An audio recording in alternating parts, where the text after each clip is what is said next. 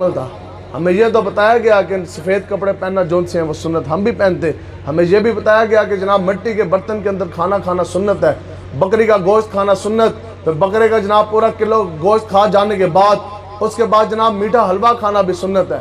لیکن یہ سنت ضرور ہے، لیکن جب محلے کے اندر کوئی بندہ بھوکا مارا ہو تو پھر اس کو اپنا کھانا دینا، اس کی جان بچانا فرض بھی ہے۔ آج ہمیں یہ دین تو بتایا کہ آپ بتاؤ کہ خالی سفید کپڑے پہن جانے کے بعد اور خالی بکرے کا گوشت کھا جانے کے بعد اور خالی جون سے وہ حلوہ کھا جانے کے بعد کیا مسائل ختم ہو جائیں گے؟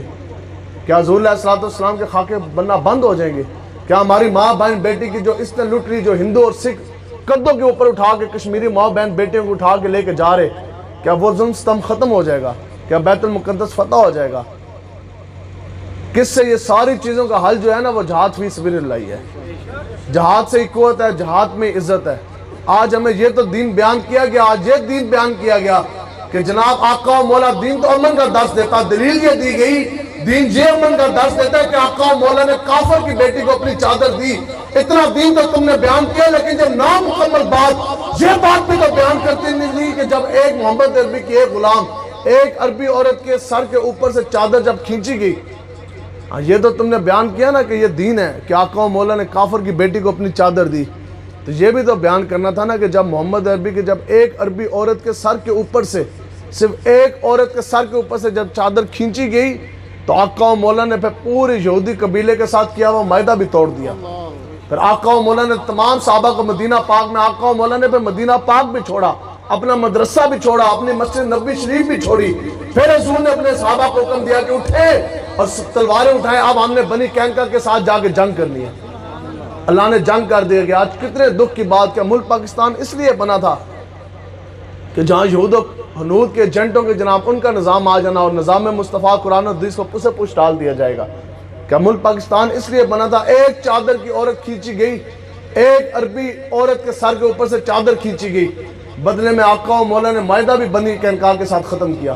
اس کے بدلے میں آقا و مولا نے، اور ابھی اس وقت دین اتنی قوت نہیں پکڑا تھا۔ سن 2 ہجری میں غزوہ بدر ہوا، ابھی قریب 28 دن گزرے تھے۔ سن 2 ہجری 15 شوال کا یہ واقعہ کہ ایک عربی عورت تھی، بنی قینقاع کے علاقے سے وہ جا رہی تھی، تو ایک یہودی نے شرارت کی، شیطانی کی، اس نے اس عربی عورت کے سر کے اوپر سے اس نے چادر کھینچ لی۔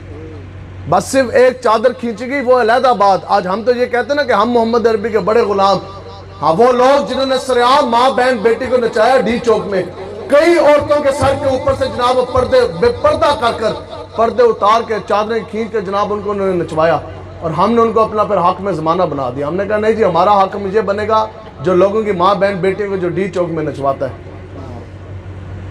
تو دین یہ ہے، دین امن کا درس ضرور دیتا ہے۔ دین امن، آقا و مولا کا تلوار اٹھانا بھی اخلاق ہے، اور آقا و مولا کا کافر کی بیٹی کو چادر دینا بھی اخلاق۔ لیکن اگر ہمیں یہ درس دیا گیا کہ جناب آپ لوگوں نے کفار کے جو عبادت گاہیں ہیں ان کو آپ نے کچھ نہیں کہنا، تو وہاں یہ بھی حکم ہے کہ اپنی مسجد کی طرف بھی کسی کو نہیں آنے دینا۔ اگر یہ حکم دیا گیا کہ کافر کی بیٹی کی عزت کرنی ہے، کافر کی بیٹی کو چادر دینا اگر سنت رسول ہے، اگر آقا و مولا کی سیرت ہے، تو اپنی ماں بہن بیٹی کی چادر بچانا بھی تو سنت ہے نا۔ یہ بھی تو بیان کرنا تھا۔ اب سنیں جی، ایک عورت کی چادر، صرف ایک عورت کی چادر کا مسئلہ تھا۔ آج تو رسول اللہ کی جناب عزت ناموس کے اوپر بھی خاکے بن گئے، اور پہ فرانسیسی خنزیروں نے جناب آقا و مولا کے خاکے بنا جانے کے بعد شائع کیے۔ آج جو بندہ سفارتی تجارتی تعلقات بھی منقطع نہ کر سکا گستاخ رسول کے ساتھ، پھر وہ کس منہ سے یہ کہتا جی ہم محمد عربی کے بڑے غلام ہیں؟ یہ ہے وہ مسئلہ، یہ ہے رسول اللہ کا چمکتا دین جو بتایا نہ گیا۔ کیوں؟ کیونکہ ہم خود دلیر تھے، ہم خود جو اتنے بزدل تھے، تو اپنی بزدلی چھپانے کے لیے آقا و مولا کی تلوار مبارک کی بھی نفی کر دی۔ ایک عورت کے سر کے اوپر سے چادر کھینچی، آقا و مولا حضور علیہ السلام مدینہ پاک میں جلوہ گر۔ آقا و مولا کو جیسی خبر ملی، آقا و مولا نے تمام صحابہ کو حکم دیا کہ جناب آپ تلواریں اٹھائیں، اور اعلان جنگ حضور نے فرما دیا۔ اس کے بعد ابھی 28 سے 29 دن گزرے تھے غزوہ بدر ہو جانے کے بعد، آقا و مولا نے صحابہ کو لیا اور بنی قینقاع کی طرف آپ روانہ ہو گئے۔ آقا و مولا نے جنگ بھی کی، اور 15 دن مدینہ پاک سے آپ باہر رہے۔ 15 دن بنی قینقاع کا جو قلعہ تھا نا، اس کا آقا و مولا اور صحابہ نے اس طرح محاصرہ رکھا، اور 15 دن گزر جانے کے بعد پھر جب انہوں نے ہتھیار ڈال دیے تو پھر صحابہ نے ان کو لاتے مار کے ملک بدر کیا۔ مسئلہ کیا تھا؟ ایک عربی عورت کے سر کے اوپر سے چادر کھینچی گئی۔ आका और मौला ने 15 दिन उनके साथ जंग की कि हमारे जीते जी तुम्हारी ये जुर्रत कि तुम जनाब अरबी औरतों के सरों के ऊपर से तुम चादर खींच लो। लेकिन बात यह है कि ग़ुलामी में ना काम आती हैं शमशीरें ना तदबीरें। अल्लामा इकबाल ने यहाँ ही कदम उठाया। ये तो मुसलमानों के पास कुछ भी नहीं था, 8 तलवारें थी सन 2 हिजरी में। पूरे रुए अर्ज पूरी दुनिया में उस वक्त मुसलमानों के पास 8 तलवारें, 2 घोड़े थे, तीसरा घोड़ा कोई नहीं। मुसलमानों के पास तलवारें 8। हज़रत साद बिन अबी वक़ास फरमाते हैं कि मुसलमान उस हालत में चले, आज तो हमारे पास कम से कम मोटरसाइकिल साइकिल तो जरूर मौजूद है, कुछ भी ना हो पाँव में पहनने के लिए जूती बूट तो जरूर मौजूद है। हुज़ूर अलैहिस्सलाम उस हाल में मदीना पाक से चले जब पूरा कुफर आके सन 2 हिजरी में ग़ज़वा बदर तक खड़ा हो गया था। तब हुज़ूर ने अपने गुलामों से पूछा, मेरे गुलामों अब बताओ, पूरा कुफर तो आके सामने खड़ा हो गया, नंगी तलवारें भी हैं, तादाद भी, असला भी, जर्रे भी, ढाले भी, हमारे पास तो 8 तलवारें हैं, 2 घोड़े, अब बताओ मेरे मोहम्मद अरबी के गुलामों, अब बताओ जाना चाहिए कि नहीं। तो बुखारी शरीफ में मौजूद ये है इसके मुस्तफ़ा, ये है मुसलमानों की ईमान की हरारत। तो हज़रत साद बिन मुआज़ खड़े हो गए, हाथ जोड़ के अर्ज़ की, या रसूल अल्लाह हमें ये मालूम।